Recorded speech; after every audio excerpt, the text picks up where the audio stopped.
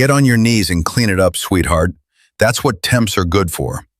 Senior Chief Wade Hutchinson's boot shoved the scattered personnel files toward the 30-year-old woman in the faded blue sweater. The entire logistics office watched. Some laughed, others turned away. She knelt slowly, her hands gathering the documents one by one, her dark hair falling across her face. Nobody saw her memorize every face in that room. Nobody noticed her fingers brush against the classified stamp on the bottom file. And nobody knew that in 72 hours, Commander Jessica Rivera would have them all answering questions they'd spent years trying to hide. Subscribe now and follow this story to the very end. Comment your city below. Let's see how far this story travels. The Virginia humidity hit like a wet towel the moment Jessica stepped out of her 2009 Honda Civic. The car door groaned shut, the sound competing with the distant roar of helicopters taking off from the flight line at Naval Amphibious Base Little Creek. She stood there for a moment, adjusting the oversized sweater that hid the lean muscle underneath, letting her shoulders slump just enough to look defeated by life. The guard at the main gate barely looked up from his phone. "Help you, ma'am?" Jessica slid a manila folder through the window. "Jess Martinez, Civilian Logistics Coordinator. I'm supposed to report to Building 12. Petty Officer Carson flipped through the paperwork with all the enthusiasm of someone reading terms and conditions. "Civilian contractor at an amphibious base." His partner, a stocky operations specialist named Ramirez, snorted from inside the guard shack. "What are you going to do? Alphabetize the explosive ordnance?" "Whatever they need me to do," Jessica said quietly, keeping her eyes down. Carson stamped her temporary badge and shoved it across the counter. White plastic, red letters, visitor. The kind of badge that told everyone she didn't belong. "Building 12 is straight through, second right. Try not to get in anyone's way. The operators here don't have patience for civilians wandering around looking confused." "Thank you." Jessica drove through the gate, her hands steady on the wheel even though her heart was hammering against her ribs. 3 months. 3 months since Master Chief Trish Donovan's body was pulled from the training pool at 0200 hours, her lungs full of water, her wrists showing bruises that the official report called consistent with training injuries. 3 months since Jessica had stood at Arlington, watching them fold the flag over Trish's coffin, promising the empty air that she'd find the truth. Building 12 smelled like burnt coffee, cheap carpet, and decades of resentment. The woman at the reception desk had the hollow eyes of someone who'd stopped caring approximately 5 years ago. "Can I help you?"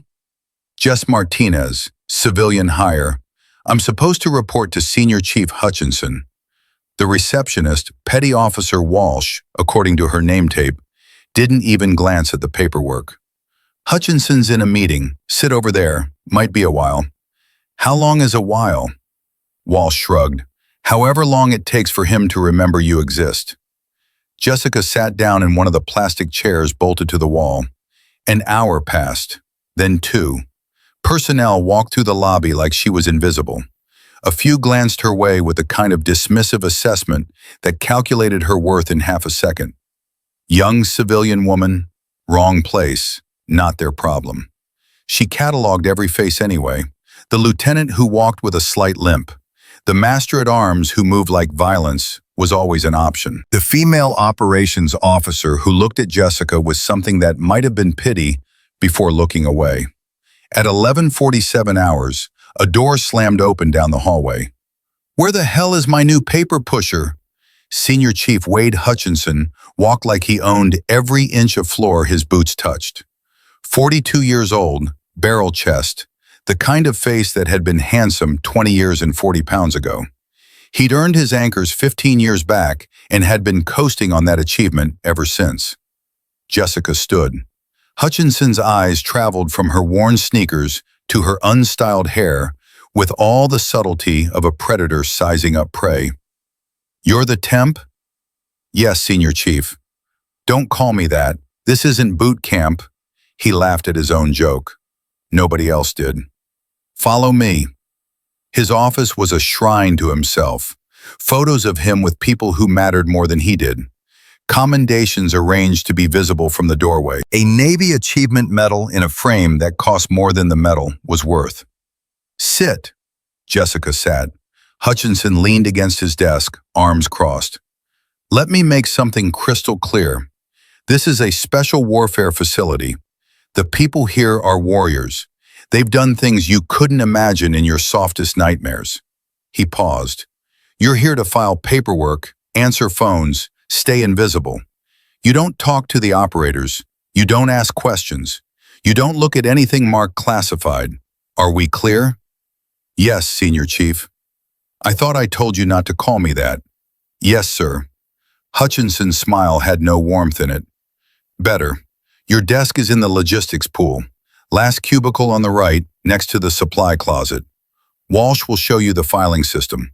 He straightened. "Welcome to Little Creek, Jess. Try not to mess anything up." The logistics pool was a graveyard where ambition went to die. 14 desks crammed into space meant for 8. Fluorescent lights that buzzed like dying insects.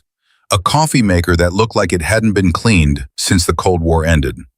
Jessica's cubicle was exactly where Hutchinson said it would be, next to the supply closet, as far from anything important as physically possible. Someone had taped a motivational poster to the wall.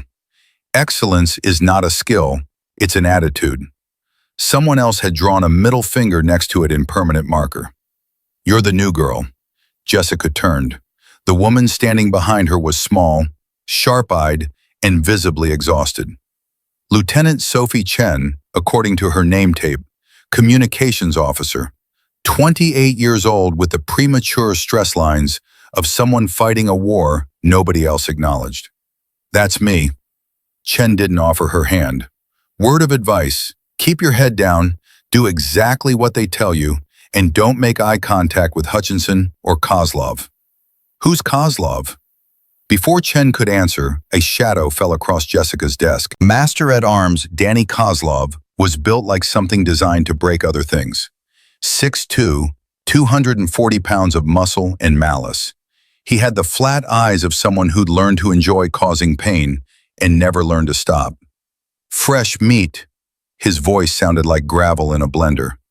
"Heard we got a new file girl." Jessica looked up. "That's me." Kozlov's smile didn't reach his eyes. "You know what happens to file girls around here?"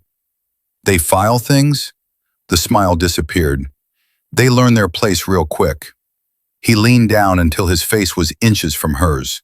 Jessica could smell tobacco and energy drinks on his breath. "You're in Hutchinson's world now, sweetheart. His rules. You step out of line, you talk back, you even breathe wrong." He let the threat hang in the air like a blade. "We understand each other?" "Perfectly." Kozlov slapped her desk hard enough to rattle the computer monitor. "Good girl. Get to work." He walked away. Chen waited until he was out of earshot before exhaling. "I tried to warn you." Jessica watched Kozlov's retreating back. "What's his story?" "He's Hutchinson's enforcer. Does the dirty work so Hutchinson can keep his hands clean. Anyone who causes problems," Chen shook her head, "they get transferred, or they quit, or they have accidents." "Accidents?" Chen's face closed off like a door slamming. "Forget I said anything." The first day was designed to break her. Jessica understood that. Every toxic environment had a hazing period where they tested the new person's limits. At 1400 hours, Hutchinson accidentally knocked a stack of files off her desk. 200 pages scattered across the floor. "Oops." He didn't even pretend to be sorry. "Better clean that up, Martinez. We can't have files laying around where people might trip." Jessica cleaned them up. At 1530 hours, Commander Rachel Foster, the base operations officer and the kind of woman who'd climb the ladder by stepping on other women's backs, stopped by with a coffee order. "Hutchinson needs his afternoon coffee. Black, 2 sugars, the good stuff from the machine in Building 7, not the garbage in here." Foster smiled with all the warmth of a shark. "Be a sweetheart and fetch it." Jessica fetched it. At 1700 hours, Hutchinson dropped a cardboard box on her desk. It hit with a thud that suggested it weighed approximately 40 pounds. These need to be filed by tomorrow morning, alphabetically by date, then cross-referenced with the digital archive system. He paused. Is there a problem? Jessica looked at the box. There had to be 800 pages. No problem. Good, because I'd hate to call your temp agency and tell them you couldn't handle basic filing. She worked until midnight. The building emptied around her in waves. Walsh first, then Chen with an apologetic look. Then the rest of the logistics staff shuffling out like prisoners granted temporary parole. By 2,100 hours, Jessica was alone with the fluorescent lights and the work. But she wasn't just filing. Every document that passed through her hands was photographed with the camera disguised as a button on her sweater. Every name, every equipment requisition, every transfer order, every signature that appeared where it shouldn't. Because Jessica Rivera hadn't come to Little Creek to push papers. 6 months ago, her SEAL platoon had intercepted communications about military weapons showing up in Eastern European black markets. M4 rifles with U.S. Navy serial numbers, grenades manufactured at Crane Naval Depot, anti-tank weapons that were supposed to be in secure armories. The investigation had led to Little Creek, and Trish Donovan had volunteered to go in quietly, asking questions, watching patterns, being careful. 3 weeks later, she was dead. The official report said drowning during a night training exercise, but Jessica had seen the autopsy photos that weren't in the official report. The bruises on Trish's wrists, the defensive wounds on her forearms, the evidence of a struggle that didn't match the story. Admiral Catherine Hayes had recruited Jessica personally. I need someone who can get close, Hayes had said. Someone they'll dismiss. Someone who can be invisible. A woman, Jessica had replied, a civilian contractor who looks like she took a wrong turn on her way to a desk job. Hayes hadn't smiled. They killed Trish for asking questions. They'll kill you too if you make them nervous. Then I won't make them nervous. At 00:23 hours, Jessica finished photographing the last document. She leaned back in her chair and let her mind drift to Afghanistan. 4 years ago, a different mission, a different kind of failure. She'd been 26, fresh from her first deployment as a platoon leader, assigned to a joint operation extracting a CIA asset from Kandahar province. Simple in and out, should have been routine. It wasn't. Someone had leaked their approach route. The extraction team walked into an ambush that killed 2 SEALs in the first 30 seconds. Jessica's squad fought through to the asset, but the exfil birds couldn't land.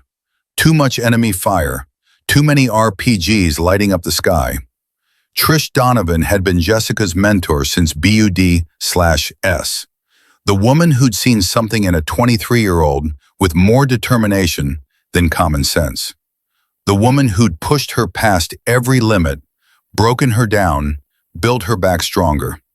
Trish had taken 4 rounds covering Jessica's squad's retreat to the secondary extraction point. The memory was acid. Trish on the ground, blood soaking through the holes in her plate carrier. Jessica screaming for a medic, knowing there wasn't time. Trish's hand gripping Jessica's wrist with fading strength. Don't let them break what we built. Trish, promise me. I promise. Trish Donovan had died 11 minutes later in the medevac bird, 3 miles from the field hospital that might have saved her. The leak was never found. The traitor was never caught. Until now. Jessica powered down her computer and gathered her things. As she walked through the empty building toward the exit, she noticed light coming from under one of the office doors. Hutchinson's office. She paused, listened, heard voices, low, urgent. Can't keep moving this volume without someone noticing. That was Hutchinson.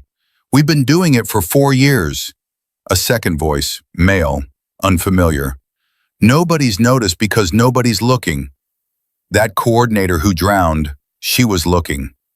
Silence. Then the second voice again, colder this time. And now she's not. Problem solved. just like the last one who got too curious. Jessica's blood turned to ice. The new girl, Hutchinson said. Martinez, she seems like a nobody temp who'll last 3 weeks before she quits like all the others. Stop being paranoid. Footsteps, moving toward the door. Jessica ran, silent, fast, down the hallway, around a corner, into a janitor's closet. She pulled the door closed and stood in the darkness, her heart hammering, her hand on the knife strapped to her ankle under her jeans. The footsteps passed. 2 sets. Hutchinson's heavy shuffle and someone lighter, more controlled. Through the crack in the door, Jessica caught a glimpse of the second man. Captain Morgan Reeves, the base commander. She waited 10 minutes after they left before emerging. Her hands were shaking, not from fear, from rage so pure it felt like electricity in her veins. Reeves, the decorated SEAL with 25 years of service, the man who'd given the eulogy at Trish's funeral, the man who'd looked Jessica in the eye 3 months ago and promised they'd find out what really happened. He'd known all along, because he'd ordered it. Jessica walked out of Building 12 into the Virginia night. Above her, stars fought through the light pollution. Somewhere on this base, weapons were being stolen, sold, and used to kill people. Somewhere on this base, good people were being murdered to keep the secret. And Jessica Rivera was going to burn it all down.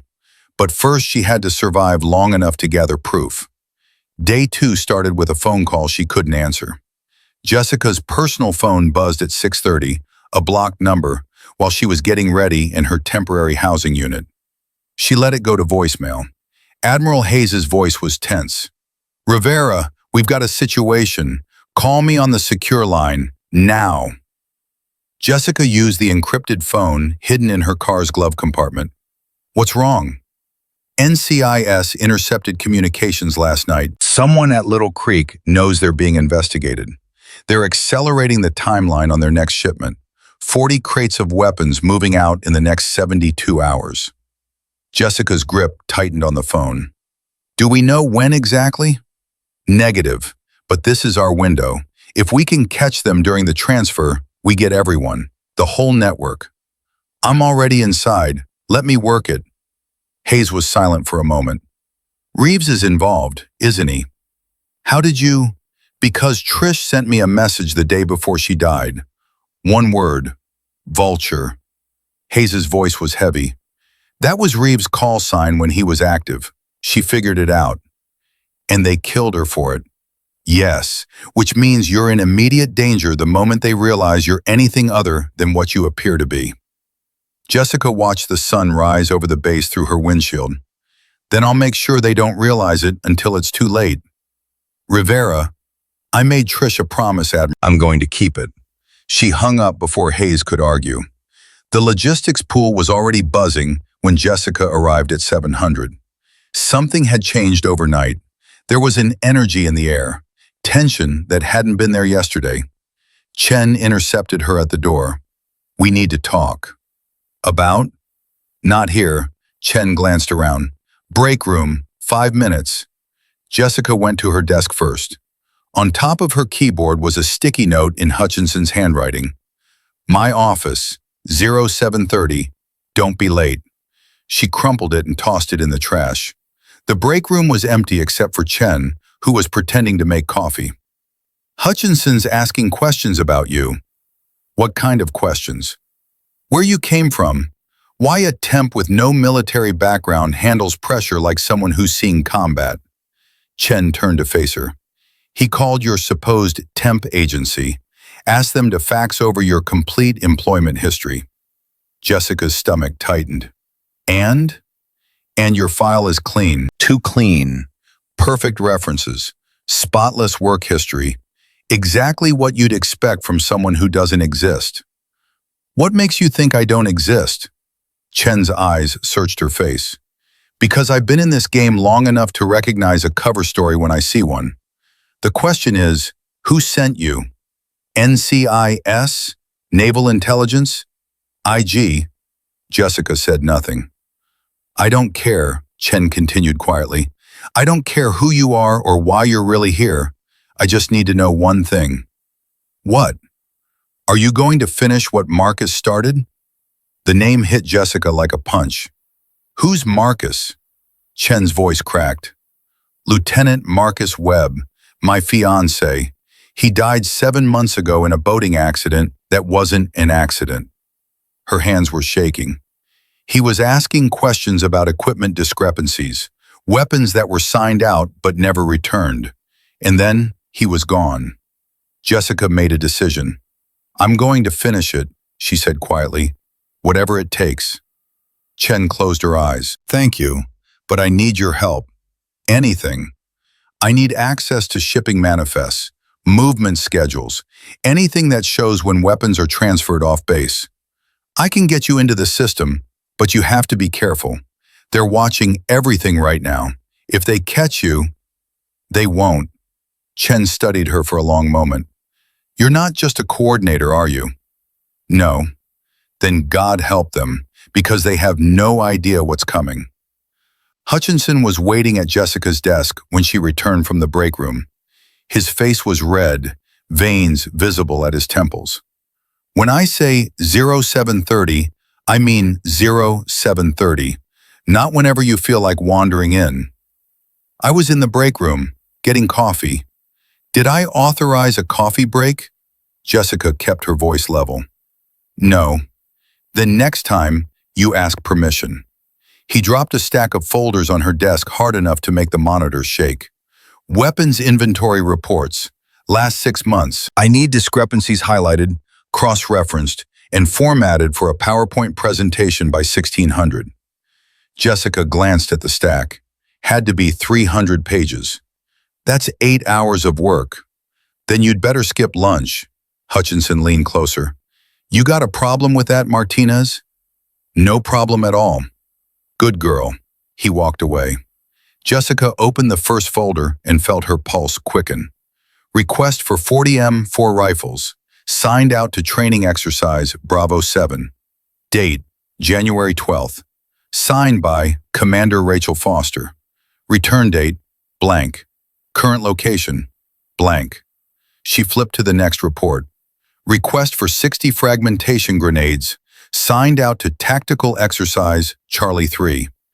Date, January 28th. Signed by Commander Rachel Foster. Return date, blank. Current location, blank. Page after page, the same pattern. Weapons signed out for training exercises that either never happened or happened without the equipment ever being returned. And every single request bore Rachel Foster's signature. Jessica's hands moved faster now, photographing each page with the button camera, her mind cataloging the scale of what she was seeing. Hundreds of weapons, maybe thousands, vanishing into thin air over 4 years. Find something interesting? Jessica's head snapped up. Chief Warrant Officer David Park stood at her cubicle entrance. 60 years old, gray hair, weathered face, eyes that had seen too much to be fooled by surfaces. Just doing what Hutchinson told me to do. Park's expression didn't change. I'm sure you are. He set a folder on her desk, different from the others, older. This got misfiled, belongs with the January reports. Make sure it gets back where it belongs. He walked away before she could respond. Jessica waited 30 seconds before opening the folder. Inside was a single inventory sheet from 3 years ago. Different format, handwritten notes in the margins. And at the bottom, a signature that made her blood run cold. Captain M. Reeves, authorizing officer. The bastard had been running this for at least 3 years, maybe longer. Martinez! Kozlov appeared at her desk like a shark sensing blood. Hutchinson wants his PowerPoint. You got 2 hours left. I'm working on it. Work faster. He grabbed the coffee mug from her desk and dumped it in the trash. And clean that up. We don't need ants. Jessica looked at the puddle of coffee spreading across her desk, soaking into papers, dripping onto the floor. That was full. Then you should have finished it faster, Kozlov smiled. Clock's ticking, sweetheart. Better get cleaning. He walked away laughing. Jessica grabbed paper towels from the break room and cleaned the mess. Her hands moved automatically while her mind raced. 40 weapons here, 60 there. Add them up over 4 years and you had an arsenal. Enough to arm a small militia. Enough to fund retirements and gambling debts, and whatever else motivated men like Reeves to betray everything they'd sworn to protect. And Trish had figured it out. Chen appeared at her cubicle at 15:30 hours with a flash drive. Shipping manifests for the last 6 months. Everything moving through our logistics chain. She kept her voice low. There's a pattern. Every third Wednesday, a civilian contractor arrives to pick up training equipment for off-site storage. Same company every time. Maritime Security Solutions. That's a front. Of course it's a front. But it's a front with DoD contracts, proper licensing, and authorization signatures from Captain Reeves himself. Jessica took the flash drive. Who drives the trucks? Contract workers, different ones every time, always paid in cash. No employment records that last more than 3 months. Chen's jaw tightened. Marcus tracked one of them to a warehouse in Norfolk. That's where they killed him. I'm sorry. Don't be sorry, just finish this. Chen glanced around the office.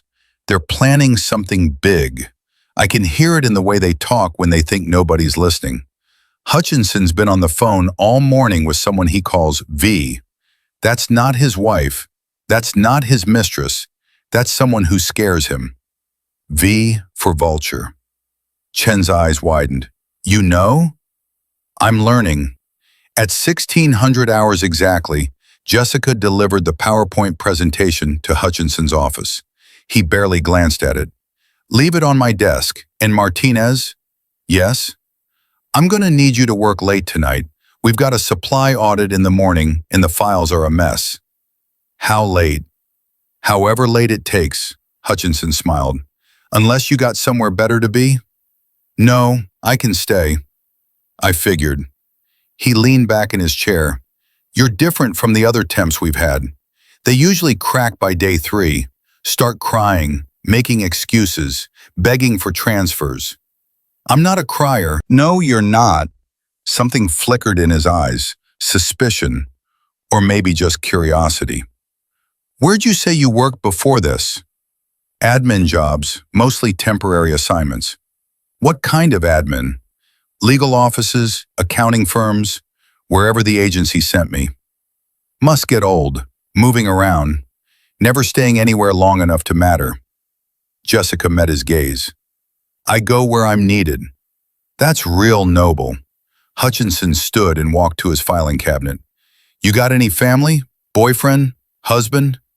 No. Why not? Pretty girl like you. Jessica felt her skin crawl. Just haven't met the right person. Or maybe you're too picky. He pulled a bottle of bourbon from the cabinet. Want a drink? I'm on duty. You're a civilian. You're never on duty. He poured himself 3 fingers. I'm just trying to be friendly. We're going to be working together for a while. Might as well get to know each other. I appreciate that, but I should get back to work. Hutchinson's smile faded. I didn't dismiss you. Jessica's muscles tensed. I apologize. You know what your problem is, Martinez? He took a long drink. You don't know how to relax. You walk around here like you're waiting for something bad to happen. Bad things don't happen if you follow the rules. That's what you think? Hutchinson laughed. Bad things happen all the time. To people who ask the wrong questions. To people who see things they're not supposed to see. He set the glass down hard. You understand what I'm telling you? I understand perfectly. Good. Then get out of my office. Jessica left. Her heart was hammering, but her face stayed blank. She walked back to her desk, sat down, and pretended to work while the office emptied around her. Walsh left at 1700. Chen at 1730, shooting Jessica a worried look on her way out. By 1800, the logistics pool was empty except for Jessica and the sound of Hutchinson's voice on the phone in his office. She waited until 1900 before making her move. Hutchinson's office door was closed, but not locked. Jessica had watched him leave at 1845, watched his car pull out of the parking lot, watched the building settle into the kind of silence that only comes when you're truly alone. She slipped inside and closed the door behind her. His computer was password protected. Jessica pulled out a USB device no bigger than her thumb, NCIS issue, designed to crack standard military security in under 90 seconds. She plugged it in and waited. The screen unlocked. What she found made her stomach turn.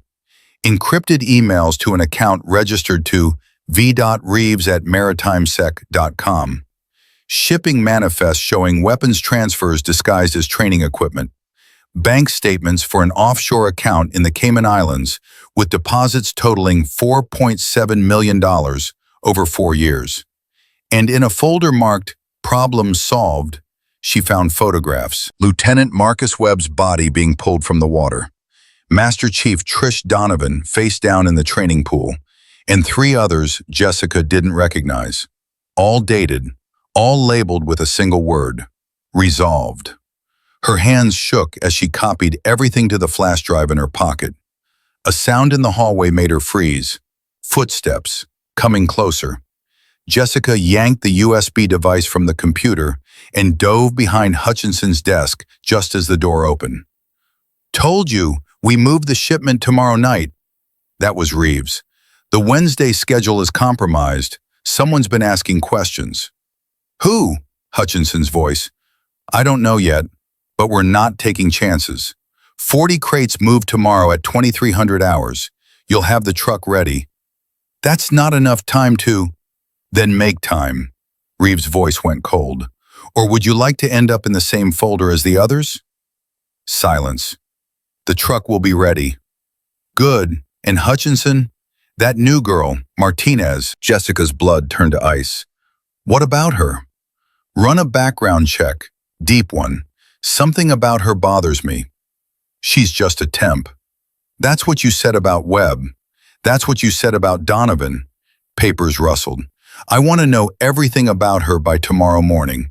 Where she's from, who she knows, what she had for breakfast last Tuesday. Everything." "Understood. If she's clean, fine. If she's not—" Reeves paused. "You know what to do." The door closed. Jessica stayed behind the desk, her heart hammering so hard she thought it might crack her ribs. She counted to 100, then 200. Finally, she stood and looked at Hutchinson's computer screen. It had locked again, but she had what she needed. The question now was whether she could survive long enough to use it. Jessica slipped out of the office at 20:30 hours and made it to her car without seeing anyone. Her hands shook as she started the engine. She drove 3 blocks before pulling over to call Admiral Hayes on the secure line. "They're moving 40 crates tomorrow night, 2,300 hours. Location unknown, but I'm working on it." "Can you get the details?" "I can try, but Hayes, there's something else. They're running a background check on me, deep one. If they dig hard enough, your cover will hold. We built it to withstand scrutiny." "What if it doesn't?" Hayes was silent for a moment. "Then you extract immediately. This mission isn't worth your life. Trish died for this. Which is exactly why I'm not losing you too." Hayes' voice softened. "Be smart, Rivera. These men have killed before. They'll kill again." "I know." "Do you? Because right now you sound like someone preparing to do something stupid and noble." "I'm just doing my job." "Your job is to gather intelligence and stay alive, in that order." Hayes paused. "Check in every 4 hours. If you miss a check-in, I'm sending in a tactical team." Jessica hung up and sat in her car, watching the base through her windshield. Somewhere in there, Reeves and Hutchinson were planning to move enough weapons to start a small war. Somewhere in there, the truth about Trish's death was buried in files and shipping manifests and offshore bank accounts. And Jessica Rivera was going to find it, even if it killed her. Day 3 started with a lie detector test Jessica hadn't been told about. She walked into Building 12 at 700 and found Hutchinson waiting with 2 men she'd never seen before. Both wore civilian clothes that screamed federal agent. Both had the dead eyes of people who make careers out of spotting deception. Martinez, my office, now. Jessica followed them inside. One of the men closed the door while the other set a polygraph machine on Hutchinson's desk. What's this about? Standard security clearance verification, Hutchinson said. New protocol for all civilian contractors with access to classified materials. I don't have access to classified materials. You work in a logistics office on a naval base. Everything here is potentially classified. He gestured to the chair. Sit down. This won't take long if you've got nothing to hide. Jessica sat. Her mind was racing, but her face stayed calm. The polygraph wouldn't work on her anyway. She'd been trained to beat it during SEER school. But refusing the test would blow her cover faster than failing it. The older agent attached sensors to her fingers and chest. State your full name. Jessica Martinez. Where were you born? San Diego, California. The lie rolled off her tongue, smooth as glass. Have you ever worked for a foreign government? No. Have you ever accessed classified information without authorization? No. Have you ever lied on a federal employment application? Jessica's heart rate stayed steady. No. 20 minutes, 40 questions. The agents watched the readout like hawks studying prey. Finally, the older one removed the sensors. She's clean. Hutchinson's face tightened. You're sure? The machine doesn't lie. Whatever you're worried about, it's not her. After they left, Hutchinson stared at Jessica for a long moment. Get back to work. Jessica stood. Her legs felt like water, but she kept them steady. Is there a problem? No problem. But his eyes said otherwise. Just making sure we know who we're dealing with. She walked out of his office and went straight to the bathroom. Inside a stall, she pulled out her phone and texted Chen. They're rattled. Something spooked them. The response came 30 seconds later. Park wants to meet you. Says it's urgent. Loading dock, 1,200 hours. Jessica deleted the text and went back to her desk. The morning crawled by. Every time someone walked past her cubicle, she felt their eyes on her. Kozlov circled twice, saying nothing, just watching. Foster stopped by with more coffee orders. Hutchinson emerged from his office every 20 minutes to check if she was still there. They knew something was wrong. They just didn't know what. At 11:45, Jessica grabbed her lunch bag and headed for the loading dock. Park was waiting by a stack of supply crates, smoking a cigarette like he had all the time in the world. You shouldn't be here. Neither should you. Park took a long drag. But here we are. Chen said it was urgent. It is. Reeves is moving the shipment tonight. Not tomorrow, tonight. 2,100 hours. Jessica's stomach dropped. How do you know? Because I'm the one who's supposed to sign off on the manifest. Park pulled out a folded document. 40 crates, marked as training equipment. Destination listed as Naval Weapons Station, Yorktown. But the truck isn't going to Yorktown. Where's it going? Maritime Security Solutions Warehouse, Norfolk. Same place they took Webb before they killed him. Park's jaw tightened. I've been watching this operation for 2 years, documenting, gathering evidence, waiting for someone with the authority to do something about it. Why didn't you report it? To who? Reeves is the base commander. Foster runs operations. Hutchinson controls logistics. They own this base. He dropped the cigarette and crushed it under his boot. I reported it once, to my commanding officer. He told me to mind my own business. 2 weeks later, he transferred to Japan, and I got written up for insubordination. So you've just been sitting on evidence for 2 years?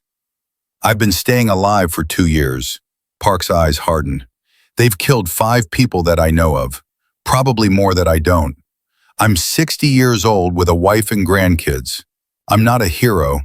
I'm just a man trying to make sure someone knows the truth before I retire. The truth is going to get more people killed if we don't stop them tonight. That's why I'm talking to you. Park handed her the manifest. Because you're not really a temp coordinator, are you? Jessica said nothing. I didn't think so. Park lit another cigarette. Whoever you are, whatever agency sent you, you need to move fast. Reeves knows someone's investigating. He's paranoid, dangerous. If he figures out it's you, he already suspects. Then you're running out of time. Park glanced at his watch. The truck arrives at 2100 hours. Base 7. If you're going to stop this, that's your window. After tonight, they'll scatter, change their patterns, go underground. You'll never catch them. I'll catch them. I hope you're right. Park walked toward the exit. And for what it's worth, I hope you make them pay for what they did to Trish. She was a good woman, didn't deserve what happened to her. He disappeared around the corner. Jessica stood alone on the loading dock, the manifest heavy in her hands. Tonight, she had 8 hours to coordinate with Hayes, prepare for the intercept, and somehow survive long enough to see it through. She pulled out her phone to call Hayes and heard a voice behind her. Well, look who's having secret meetings. Kozlov stepped out from behind the supply crates. His smile was all teeth and malice. You know what happens to people who have secret meetings on this base? Jessica's hand moved slowly toward her pocket, toward the knife disguised as a pen. I was just getting some air. With Chief Park, talking about manifests and shipments and things that aren't any of your business. Kozlov moved closer. See, I've been watching you, Martinez, the way you move, the way you watch. You're not like the other temps we've had. You're too calm, too aware. I don't know what you're talking about. Don't you?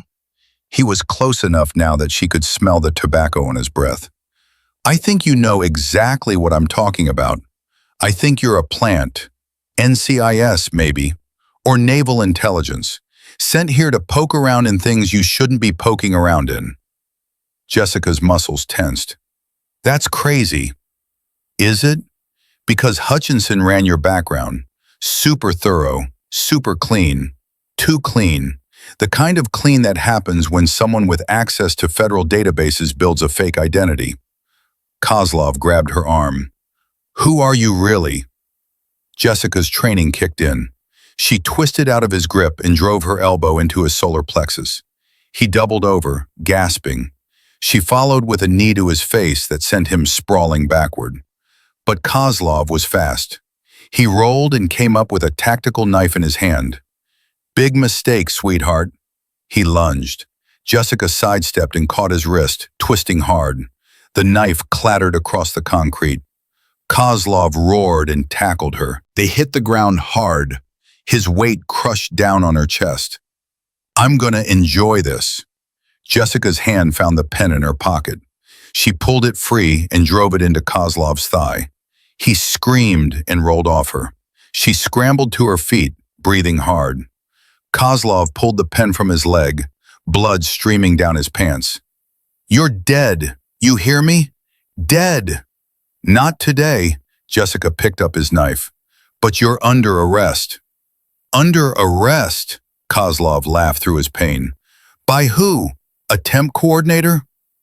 By me, Commander Jessica Rivera, United States Navy, Naval Criminal Investigative Service. She pulled out her credentials with her free hand.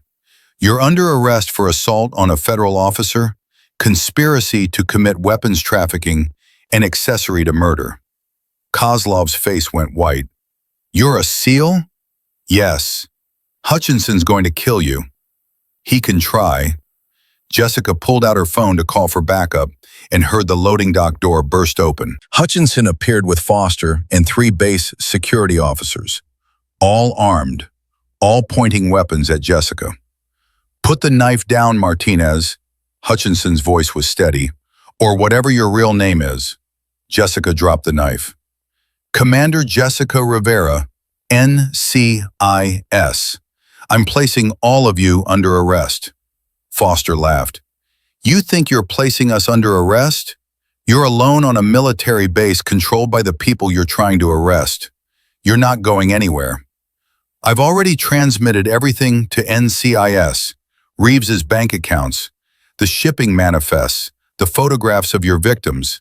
It's over. It's not over until I say it's over.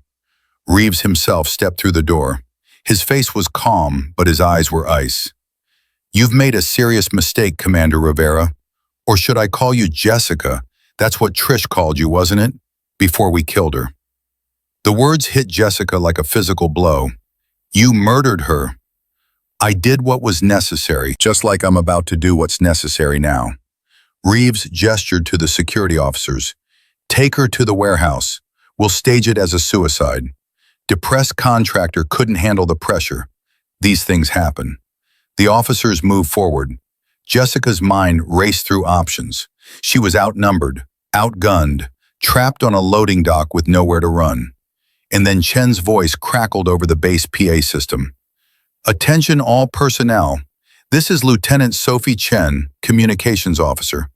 Captain Reeves, Senior Chief Hutchinson, and Commander Foster are under investigation by Naval Criminal Investigative Service for weapons trafficking and murder. All security personnel, stand down immediately. This is a direct order from Admiral Catherine Hayes, NCIS Director of Operations. The security officers froze. Reeves spun toward the PA speaker. That's a fake transmission. Ignore it, and... This is Admiral Hayes. The voice that came through the speakers carried the weight of 30 years of command. All armed personnel on this base are ordered to stand down. Captain Reeves, you are hereby relieved of command and placed under arrest.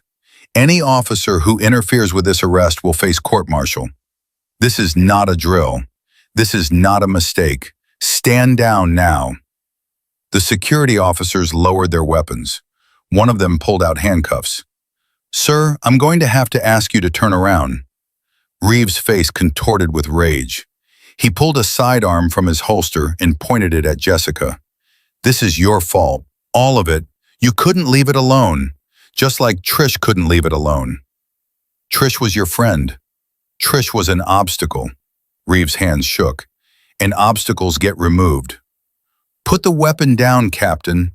The security officer's voice was steady. Don't make this worse. Worse? It can't get worse. Reeves looked at Jessica. You've destroyed everything. My career, my reputation, my life. You destroyed it yourself the moment you sold American weapons to enemies of this country. I sold them to businessmen, to entrepreneurs. What they did with them after that wasn't my concern. Those weapons killed American soldiers. Soldiers die, that's what they do. Reeves smiled. At least I got paid for it. He pulled the trigger. Jessica dove sideways. The bullet sparked off the concrete where she'd been standing. She rolled and came up running, sprinting toward the supply crates. Another shot, then another. The security officers opened fire. Reeves went down hard, blood spreading across his uniform. Jessica pressed herself against the crates, breathing hard, her ears ringing. The loading dock erupted into chaos. Security personnel shouting, Foster trying to run and being tackled. Hutchinson on his knees, hands behind his head, finally realizing it was over. Chen appeared in the doorway, flanked by a dozen NCIS agents in tactical gear. Commander Rivera, you okay? Jessica stood on shaking legs. I'm fine. Reeves? One of the agents checked his pulse and shook his head. He's gone. Jessica walked over and looked down at the man who'd killed her mentor, who'd murdered at least 5 people, who'd betrayed everything he'd sworn to protect for money and arrogance and the certainty that he'd never get caught. Good, she said quietly, because he didn't deserve a trial. Admiral Hayes emerged from an NCIS vehicle, her face grim.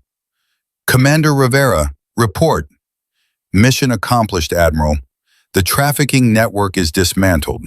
Reeves, Hutchinson, and Foster are in custody or dead. We've recovered enough evidence to prosecute everyone involved. And the weapons shipment? Loading Bay 7, 2,100 hours.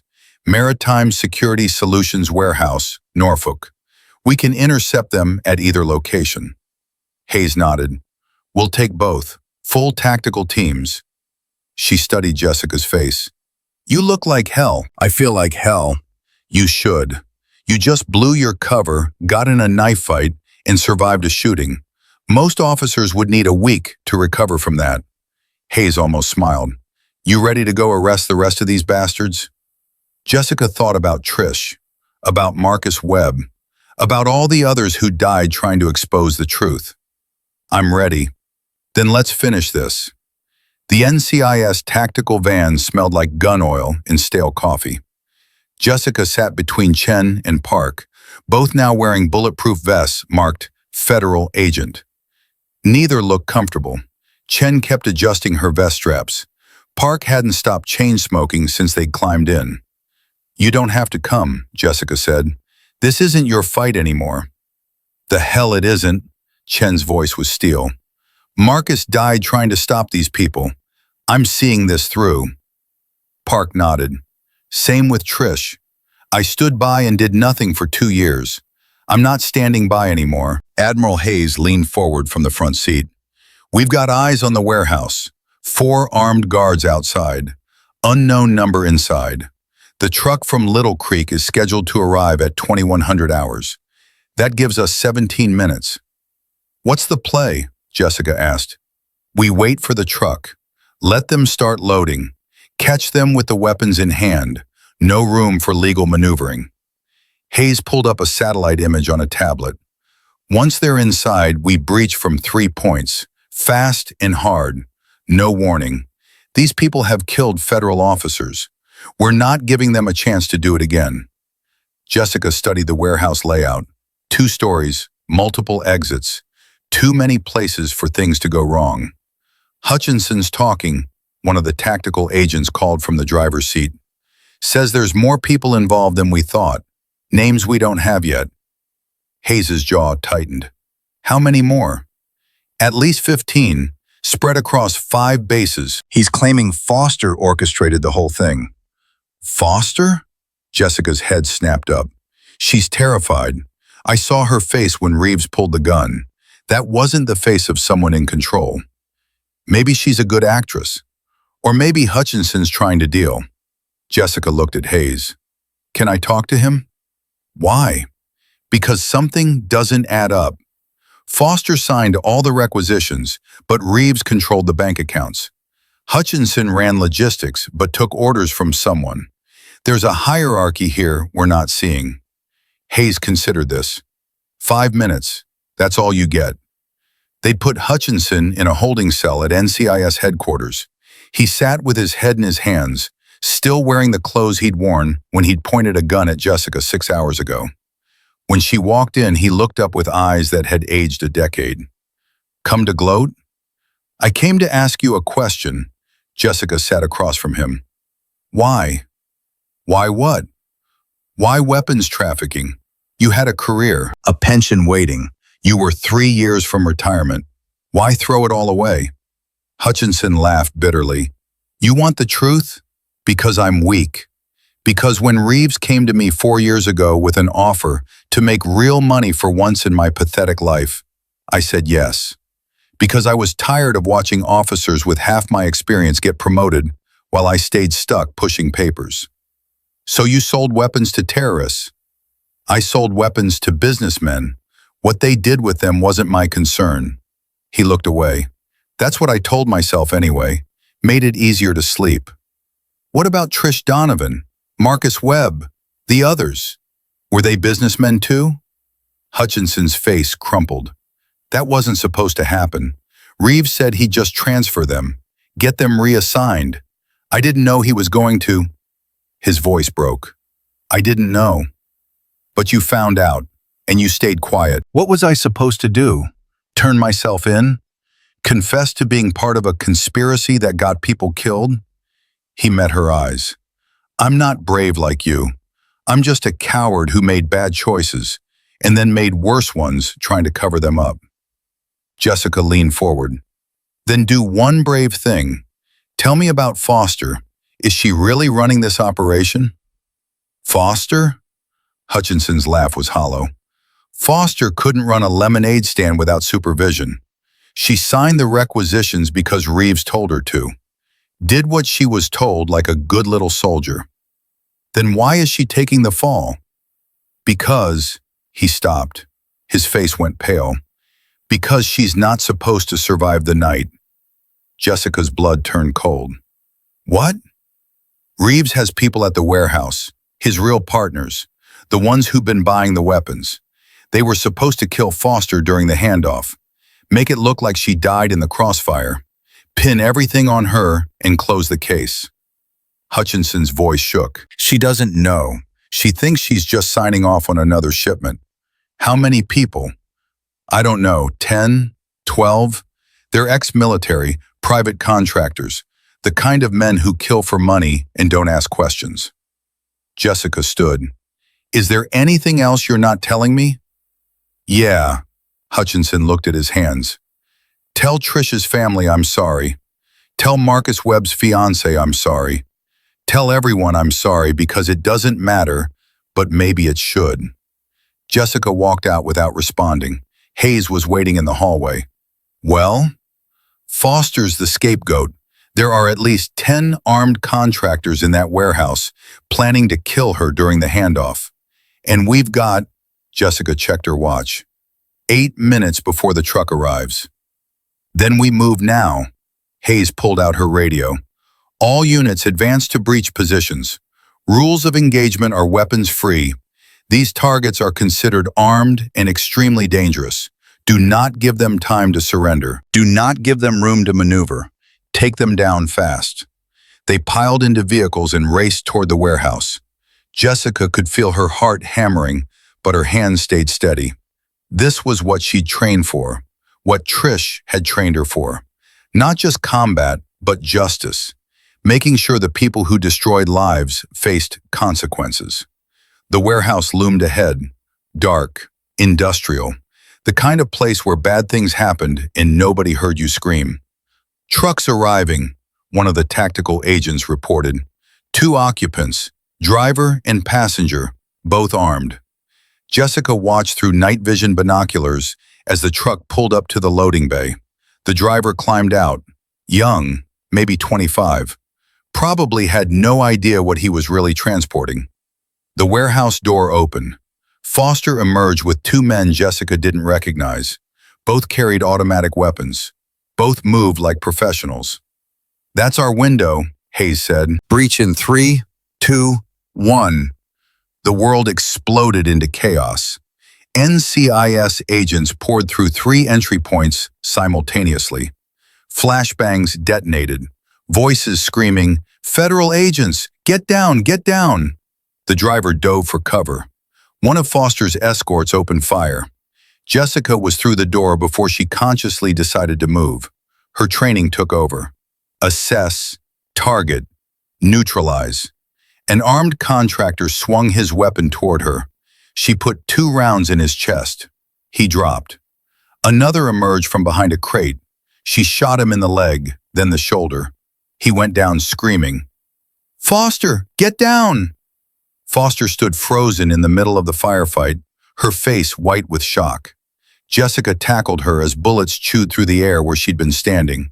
"Stay down! Don't move!" "I don't understand. What's happening?" "You were set up. Reeves wanted you dead." Foster's eyes went wide. "No, he said he'd protect me. He said if I signed the papers, he'd protect my children." The words hit Jessica like a punch. "Your children?" "He has pictures of them, their school, their schedule. He said if I didn't cooperate, if I went to anyone, he'd..." Foster couldn't finish. Tears streamed down her face. "I didn't want this. I never wanted this." "How long?" 2 years, since my divorce, since he found out I was vulnerable." Foster grabbed Jessica's vest. "Please, you have to protect them. If his partners find out I'm alive, they'll go after my kids. That's how they keep control. They threaten the one thing you can't protect." Jessica's radio crackled. "Rivera, we need you. North side. Multiple hostiles." "Stay here," Jessica told Foster. "An agent will get you to safety." She moved deeper into the warehouse. The firefight had devolved into a running gun battle. Contractors using the stacked weapons crates as cover. NCIS agents pushing forward with tactical precision. And somewhere in the chaos, someone was trying to escape. Jessica rounded a corner and found Park pinned down behind a forklift. 3 contractors had him surrounded. "Federal agent, drop your weapons!" One of them swung toward her. Jessica didn't hesitate. She fired 3 times. He collapsed. The other 2 scattered. She pursued them through a maze of crates and machinery, her breath steady, her mind clear.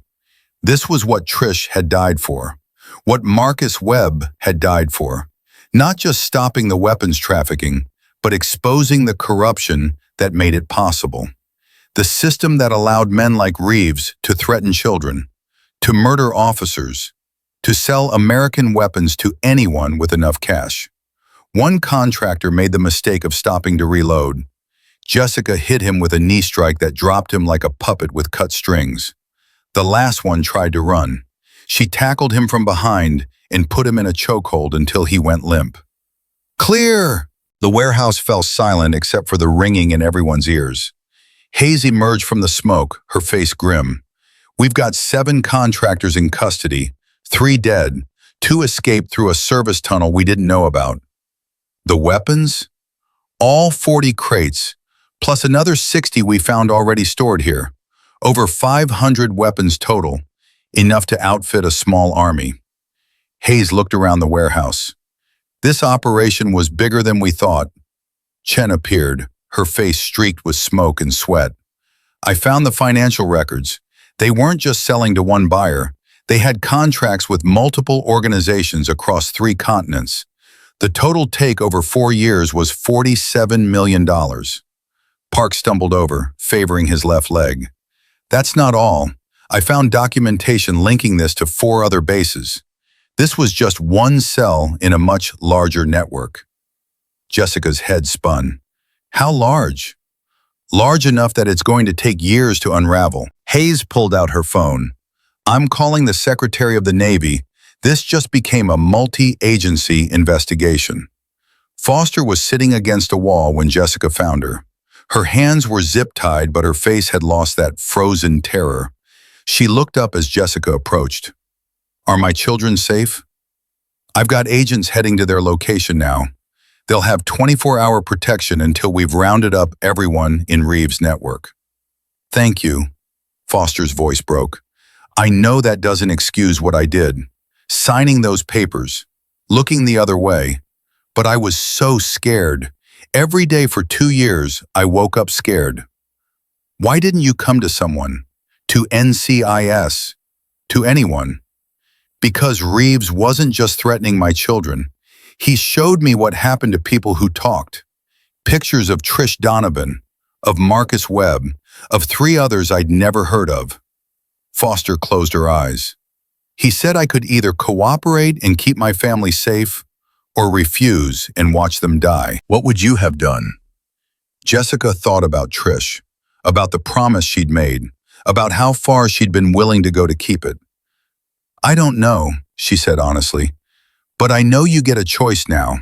Cooperate with the investigation. Help us find everyone involved. Maybe that earns you some mercy. I'll tell you everything. Names, dates, every conversation I overheard, every signature I forged." Foster looked up with hollow eyes. "But it won't bring back the people they killed, and it won't give me back the last 2 years of looking at my children and wondering if today was the day I'd get them killed." Jessica had no answer for that.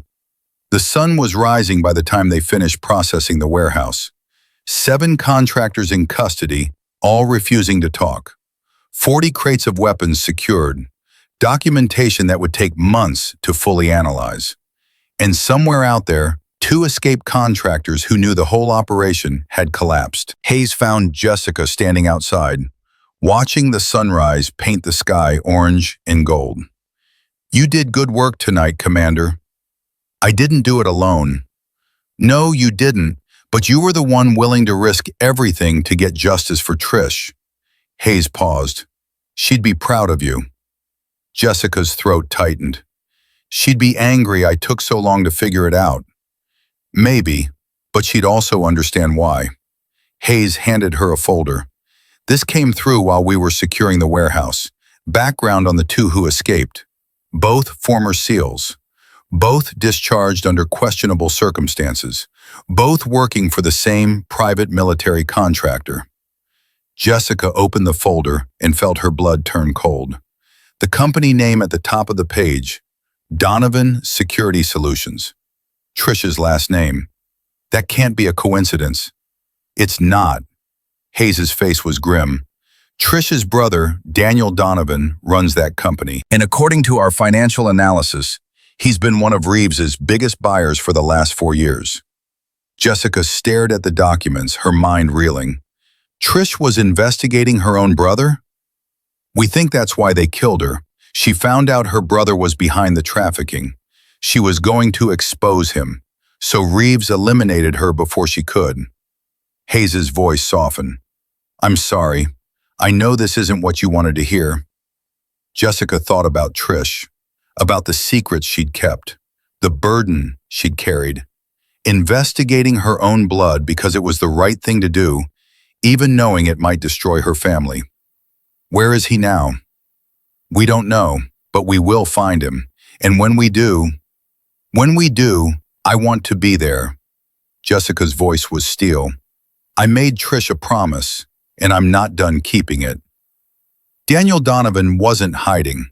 That was the first thing that struck Jessica as wrong. A man running from a federal investigation doesn't maintain his office, keep his phone active, or show up to work like nothing happened. But according to the surveillance team Hayes had assigned, that's exactly what Daniel was doing. He went to the gym this morning, the lead agent reported over the phone, grabbed coffee at his usual place, drove to his office in Arlington. He's either incredibly arrogant or incredibly stupid. Or he doesn't know we're coming, Jessica said. How is that possible? We arrested 15 people last night. It's all over the news. Because he thinks he's insulated, that the people we arrested will keep quiet to protect themselves. Jessica grabbed her jacket. I'm going to talk to him. Hayes looked up from her desk. Alone? He's Trish's brother. If there's any part of him that loved his sister, maybe I can use that. And if there isn't? Jessica's jaw tightened. Then I'll arrest him the hard way. Donovan's Security Solutions occupied the 5th floor of a glass office building that screamed money and legitimacy. Jessica walked to the lobby in her Navy service uniform, the one with her SEAL trident pinned over her ribbons. The receptionist's eyes widened. Can I help you? Commander Jessica Rivera to see Daniel Donovan. Tell him it's about his sister. 5 minutes later, Jessica was sitting in an office that could have been featured in a magazine about successful entrepreneurs. Daniel Donovan stood by the window, his back to her. He was 52, silver-haired, with the build of someone who still worked out daily. You knew Trish? His voice was carefully neutral. She was my mentor, my friend, the person who made me who I am.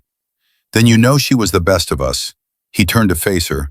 His eyes were Trish's eyes, the same green, the same intensity. I heard about what happened last night, the arrests, the weapons seizure. Impressive work, Commander. Your company name appeared in the financial records. Did it? Daniel sat down behind his desk. That's unfortunate, but I run a legitimate private military contractor. We provide security services to corporations, embassies, high net worth individuals. If someone used my company name to conduct illegal weapons purchases, that's fraud, not my responsibility. The bank accounts trace back to you personally. Then someone's been using my identity. It happens more often than you'd think in this business. He spread his hands. I'm happy to cooperate with any investigation. Provide whatever documentation you need. I have nothing to hide. Jessica leaned forward. Trish was investigating you when she died. For the first time, something flickered in Daniel's eyes. Pain, or maybe just good acting. My sister and I hadn't spoken in 3 years, not since our mother's funeral. Why? Because she couldn't accept that I'd left the Navy. She thought going private was selling out. We had words, said things we couldn't take back. His voice hardened. If she was investigating me, it was because she was looking for reasons to prove I was the failure she already believed me to be. She didn't think you were a failure. She kept a picture of you on her desk, talked about you sometimes, about how much she missed you. Daniel's composure cracked, just for a second. Then he rebuilt it. That's nice to hear, but it doesn't change anything. I didn't kill my sister. I didn't traffic weapons. And you can't prove I did because I didn't do it. Jessica stood. You're right. I can't prove it yet, but I'm going to. And when I do, when I have enough evidence to put you away for the rest of your life, I'm going to make sure you understand exactly what you took from the world when you killed Trish. I didn't kill her. You ordered it, which is the same thing. Jessica walked toward the door. Enjoy your freedom while it lasts. She made it to the elevator before her phone rang. Hayes. We've got a problem. Foster's children are gone. Someone took them from protective custody 30 minutes ago. Jessica's blood turned to ice. How? 4 armed men, professional, in and out in under 2 minutes. They knew exactly where the safe house was and exactly when to hit it. Daniel Donovan. That's my guess. He's making a move, tying up loose ends before we can build a case against him. Jessica was already running for her car. Where's Foster now? NCIS headquarters, under guard, but she's falling apart. Says she'll recant everything if we don't get her children back. Tell her I'm going to get them back. How? By making Donovan an offer he can't refuse. Jessica drove back to Donovan's Security Solutions and walked straight into Daniel's office without knocking. He looked up, unsurprised. Back so soon? Foster's children, where are they? I have no idea what you're talking about. Jessica pulled out her phone and played a recording. Foster's voice, broken with tears, agreeing to recant her testimony if her children were returned unharmed. Then Donovan's voice, calm and cold. You have 48 hours to clean up this mess, Commander Foster. After that, we start sending pieces. Daniel's face went white. Where did you get that? Foster was wearing a wire when you called her this morning. We've been recording all her communications since the arrest. Jessica leaned on his desk. You just confessed to kidnapping, extortion, and threatening the murder of children. That's life in prison even before we add the weapons charges. You're bluffing. Am I? Jessica pulled out her handcuffs. Daniel Donovan, you're under arrest for… Wait. He held up his hands. Just wait. We can make a deal. I don't make deals with people who threaten children. The kids are safe, I swear. They're at a house in Fredericksburg, unharmed. I was just trying to scare Foster into keeping quiet. Where in Fredericksburg? Daniel gave her an address. Jessica related to Hayes, who dispatched a tactical team immediately. Then she cuffed Daniel and read him his rights while he sat in his expensive chair, watching his empire collapse. I didn't want to hurt Trish, he said quietly. When Reeves told me she was investigating, I thought I could talk to her, make her understand that I was just trying to make a living, that the Navy pension wasn't enough, that I deserved more after giving 25 years to a country that threw me away the moment I wasn't useful anymore. So you had her killed. I didn't have her killed. Reeves did that on his own, to protect both of us. Daniel's voice broke. I told him to transfer her, to reassign her somewhere she couldn't cause trouble. He said he would. And then he murdered her because you were too much of a coward to do it yourself. I loved my sister. No, you didn't. You loved money more. You loved your wounded pride more. You loved your excuses more. Jessica pulled him to his feet. Trish loved you. That's why she didn't expose you immediately. She was trying to gather enough evidence to prove you were being coerced, to give you a way out, and you killed her for it. Daniel said nothing. What was there to say? They found Foster's children 90 minutes later, scared but unharmed, being held in a basement by 2 contractors who surrendered without a fight. Foster collapsed when they brought her kids into the room, holding them so tight Jessica thought bones might break. Thank you, Foster whispered. Thank you, thank you, thank you. Jessica nodded. She couldn't speak. Couldn't explain that she'd done it because Trish would have. Because protecting the innocent was more important than punishing the guilty. Because some promises mattered more than revenge. The trials began 8 weeks later. Hutchinson pleaded guilty to conspiracy, weapons trafficking, and accessory to murder. He was sentenced to 25 years at Fort Leavenworth. He cried as they led him away. Foster's case was more complicated. Her lawyer argued coercion, presented evidence of Reeves' threats, showed psychological evaluations that painted her as a victim. The jury deliberated for 3 days before finding her guilty of criminal conspiracy, but acquitting her of the more serious charges. She got 7 years with possibility of parole. Her children would be with her sister. She'd see them again before they were grown. Daniel Donovan's trial lasted 6 weeks. The prosecution presented bank records, wiretaps, testimony from 17 witnesses, including Foster and Hutchinson. His lawyer argued that he'd been framed, that Reeves had used his company as a cover without his knowledge. The jury didn't believe him. He was convicted on all counts and sentenced to life without parole. Jessica was there for the verdict. She watched Daniel's face as the judge read the sentence. Watched the moment he realized he'd spend the rest of his life in a cell, knowing his sister had died trying to save him from himself. He looked at Jessica as they led him away, mouthed 2 words, "I'm sorry." She turned her back on him. 3 months after the trials ended, Jessica stood at Arlington National Cemetery in front of a white headstone. Master Chief Patricia Donovan, beloved friend, dedicated warrior, guardian of honor. The epitaph didn't mention her brother, didn't mention the betrayal that killed her, just celebrated who she'd been before the end. "I kept my promise," Jessica said quietly. "They're all in prison or dead. The network is dismantled.